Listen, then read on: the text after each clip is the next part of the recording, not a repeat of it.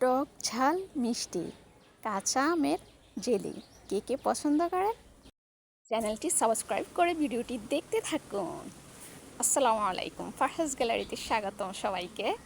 এখানে আমি আচারের মশলাগুলো রেডি করার জন্য শুকনো মরিচ, তেজপাতা, রসুন, দারুচিনি, এই যে সরিষার তেল, রসুন বাটা, আদা বাটা সব কিছু আমি রেডি করে রেখেছি।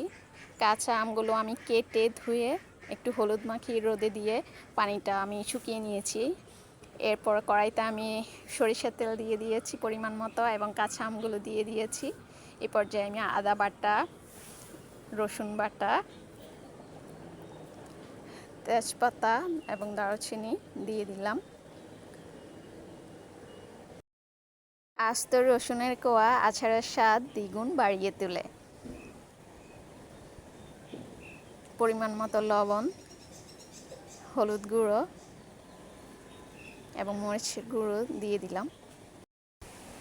এই পর্যায়ে আমি খাঁটি একদম ঝোলা গুড় দিব। আচারের কালারটা এতে বেশ সুন্দর আসবে, গ্রানটাও বেশ ভালো হবে। ঝোলা গুড় দিয়ে দিলাম, তারপর মিক্স করে নিব সব উপকরণ একসাথে। আমি এখানে অর্ধেক পরিমাণ চিনিও দিয়ে দিব। মিষ্টির পরিমাণটা আপনারা নিজেদের স্বাদ অনুযায়ী দিয়ে দিবেন। তবে কাঁচা আমের জেলির ক্ষেত্রে মিষ্টির পরিমাণটা একটু বাড়িয়ে দিতে হয়। মিষ্টি বেশি হলে এটা খেতে বেশ মজা লাগে, ভাতের সাথে, খিচুড়ির সাথে খুবই মজা লাগে আচারটা খেতে।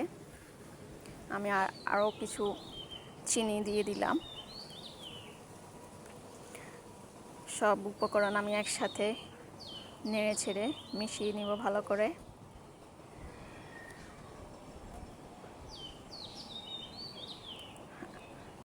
আম থেকে চিনির পানিটা বের হয়ে গেছে, তো এই চিনির পানিটা শুকানো পর্যন্ত আমগুলোকে ভালো করে কড়াতে হবে।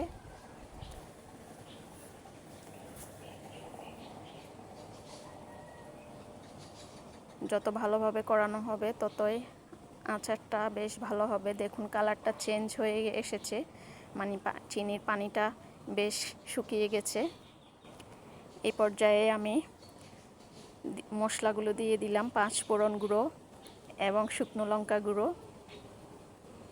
বেশ ভালো গ্রান এসেছে এবং আচারের কালারটাও একদম চেঞ্জ হয়ে গেছে।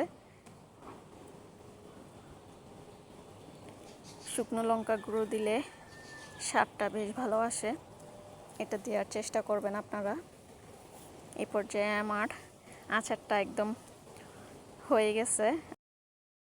তৈরি হয়ে গেল সুস্বাদু টক ঝাল মিষ্টি কাঁচা আমের জেলি আচার রেসিপিটি আপনাদের কেমন লাগলো অবশ্যই কমেন্ট বক্সে জানাতে ভুলবেন না, এবং চ্যানেলটি অবশ্যই যারা এখনও সাবস্ক্রাইব করেননি তারা অবশ্যই চ্যানেলটি সাবস্ক্রাইব করে পাশে থাকবেন। ভিডিওটি ভালো লাগলে শেয়ার করতে ভুলবেন না। Thank you.